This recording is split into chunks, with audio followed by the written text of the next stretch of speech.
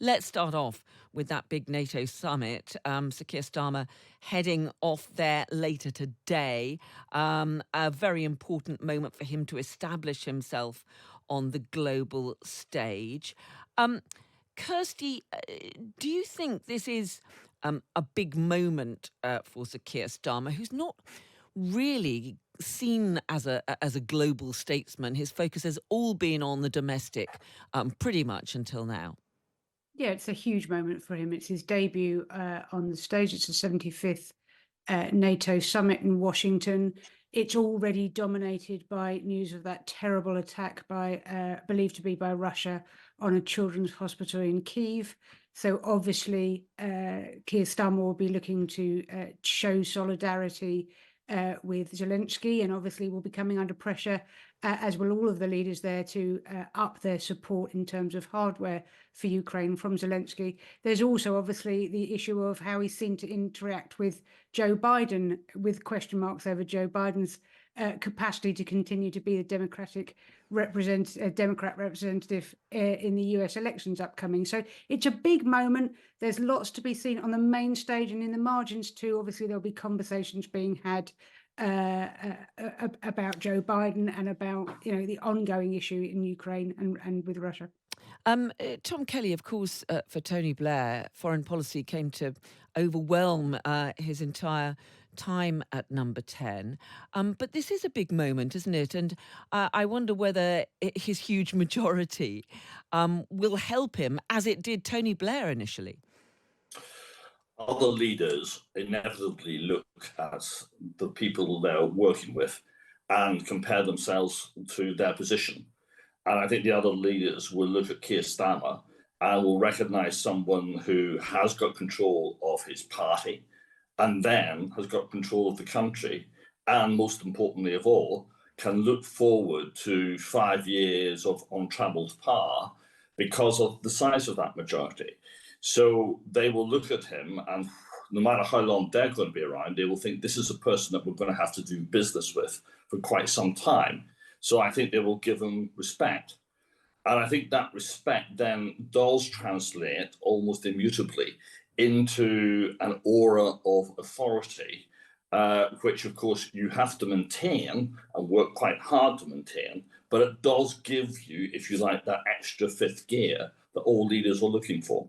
Yeah, and Kirsty, as we were saying, this is an opportunity for some of those important one-to-one meetings on the margins.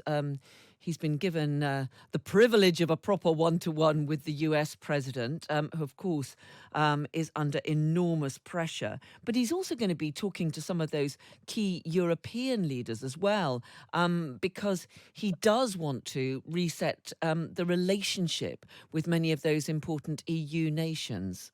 Yeah, and in many ways, what happens next week will be even more fascinating than what happens over the next couple of days, because Britain is hosting the European Community Summit for the first time at Blenheim Palace.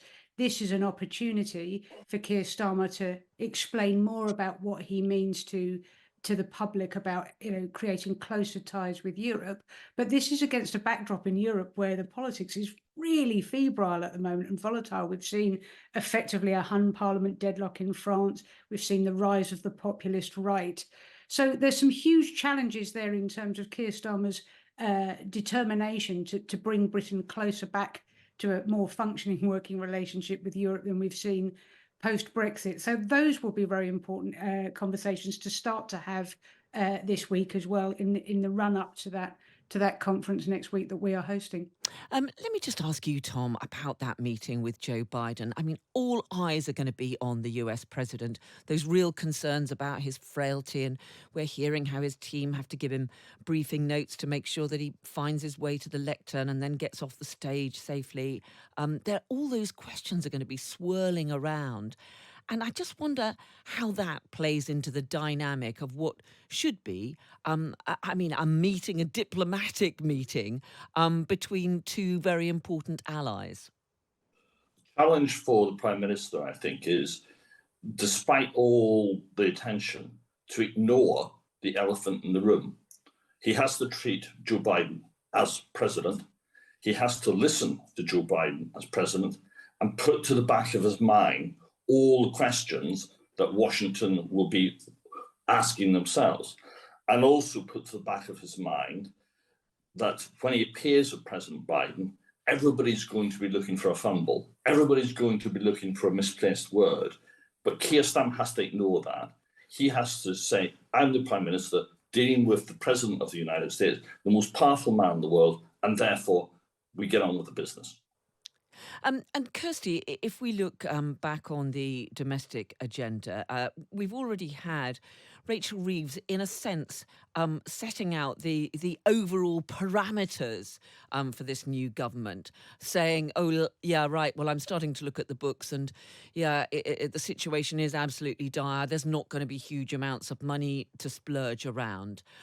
We've got Wes Streeting meeting the BMA today, trying to resolve the doctors' dispute. He wants to try and bring in immediate changes in the NHS. We've got former army commanders saying you're not spending enough on defence.